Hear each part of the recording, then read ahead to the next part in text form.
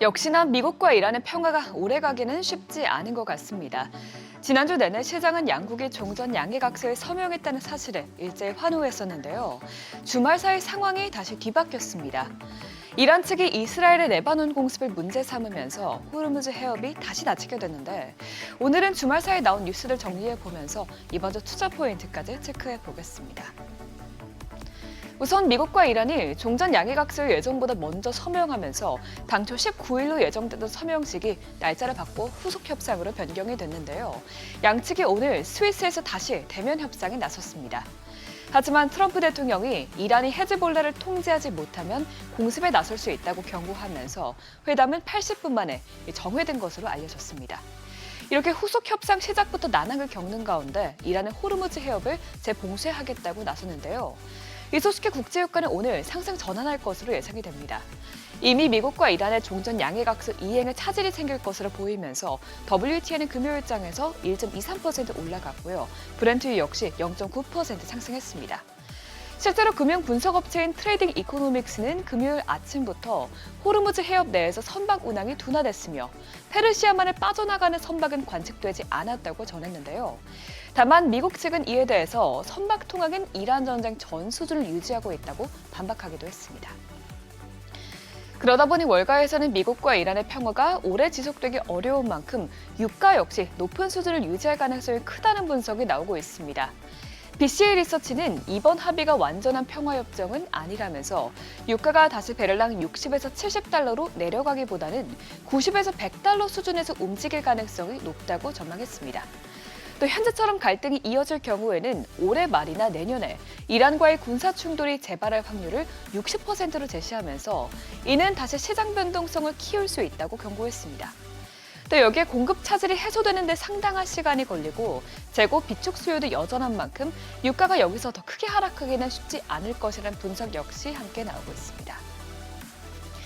다만 미국과 이란 간 협상이 완전히 결렬된 것은 아니라는 점은 중요해 보입니다.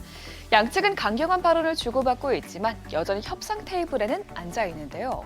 특히 트럼프 대통령이 경제 충격에 민감한 데다가 미국 내 정치적 부담도 커지고 있는 만큼 전문가들은 양측이 다시 전면전으로 치닫기보다는 협상을 이어갈 가능성에 무게를 두고 있습니다. 결국 지금은 헤드라인을 일희일비하기보다는 실제 호르무즈 해협 통항 상황과 또 협상 진전 여부를 지켜보는 것이 더욱더 중요해 보입니다. 이런 가운데 이렇게 지정학적 갈등이 다시 떠오르면서 반도체주의 고점 논란이 다시 커질 수 있다는 점도 주목해 봐야 될 것 같습니다. 일단 단기적으로는 블룸버그가 삼성전자와 SK하이닉스, 또 스페이스X를 새로운 밈 주식으로 지목한 점이 악재로 작용할 수 있겠습니다. 이를 작성한 칼럼니스트는 이들 기업들은 기업 가치의 평가가 쉽지 않다면서 적정 가치의 기준점이 약해질수록 옵션이나 이렇게 기계적 매매 흐름이 주가를 좌우할 수 있다고 우려했습니다. 이 여파가 오늘 장까지도 이어질 수 있다는 점은 주의해야겠습니다. 하지만 반도체 업종에 대해서는 마이크론을 필두로 긍정적인 평가가 계속해서 이어지고 있는데요. 그렇기 때문에 이번 주 목요일 장 마감 후에 발표될 이 마이크론의 실적이 증시의 분수령이 될 것으로 보입니다. 시장에서는 마이크론의 회계연의 3분기 주당 순이익이 20.57달러로 지난해 같은 기간보다 약 1000% 증가했을 것으로 예상하고 있는데요. 여기에 이를 뛰어넘는 어닝 서프라이즈가 나올 가능성도 높게 점쳐지고 있습니다. 이에 대해서 모닝스타는 AI 메모리 공급 부족으로 메모리 가격이 급등하면서 이 늘어난 매출 대부분이 순이익으로 이어지고 있다면서 마이크론의 성장세가 놀라운 수준이라고 평가했습니다. 특히 마이크론은 삼성전자와 SK하이닉스의 HBM과 D램 업황을 미리 가늠해 볼 수 있는 선행지표 역할을 하고 있는 만큼 이번 실적에서는 수익성뿐만 아니라 다음 분기 가이던스가 무엇보다도 중요해 보입니다. 그럼 마지막으로 이번 주에 나올 경제 데이터도 살펴보겠습니다. 이번 주는 경제 데이터가 많이 나오지 않는데요. 그중에서 핵심 데이터로는 현지 시간 목요일에 나올 5월 PCE 지표가 있습니다. 헤드라인 PCE는 전년 대비로 4.1%를 기록하고 근원 PCE 물가는 전년 대비 3.4% 오를 것으로 현재 관측이 되고 있는데요. 이는 지난 4월 수치보다도 훨씬 더 높아지는 것입니다.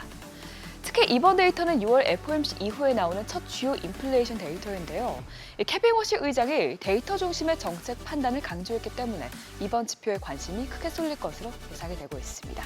지금까지 굿모닝 마켓이었습니다.